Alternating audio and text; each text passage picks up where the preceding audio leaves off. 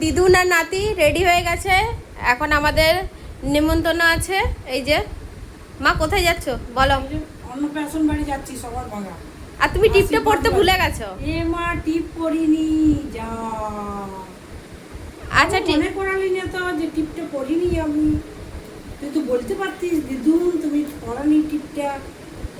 আর এই যে আমি এখানে রেডি হয়েছি এরকম ভাবে, আর আমরা যেই রেডি হয়ে গেছি ওই জন্য অদ্রি তারা আমাদেরকে ছাড়ছে না। দেখো কোলে কোলে ঘুরে বেড়াচ্ছে শুধু, ওর দিদুনের কোলে চেপেছে, ও দিদুনের সাথে এক্ষুনি যেতে হবে, আর ওর বাবার তো আসার দেরি আছে সেই জন্য। অন্য বাড়ি চলে গেল, অন্য পাশন গিয়া সাধ্য বাড়ি চলে গেছে, নিয়ে তার দাদার পিছন ধরেছিল দাদার সঙ্গে যাব। দাদা তো গাড়িতে গেল, ওকে তো নিয়ে যেতে পারবে না, ওই জন্য আমাদের সাথে যাবে। ও এখন কলে বসে আছে। আর তুমি লুকটা দেখো, তুমি নেমে দেখো তুমি কেমন করে সেজেছো, তুমি একটু দেখাও সবাইকে, সবাইকে একটু দেখিয়ে দাও, একটু দেখাও, দেখাও ঘুরে দেখাও, দাঁড়াও দাঁড়াও দাঁড়াও দেখিয়ে দেখাও। এই যে অদিতকে কেমন লাগছে বলবে। আর এই যে মা একটা নতুন শাড়ি পরেছে, দেখো পুজোর শাড়িটা, এটা ভাঙেনি আগে, এই আজকে প্রথম ভাঙলো শাড়িটা। আর এই শাড়িটা খুব নরম, ওই জন্য এই শাড়িটাই পরলো সকালবেলা তো সেই জন্য। চলো আমাদের তো সব দরজা জানলা দেওয়া রেডি হয়ে গেছে, শুধুমাত্র এবারে বেরোবো আমরা। টাটা।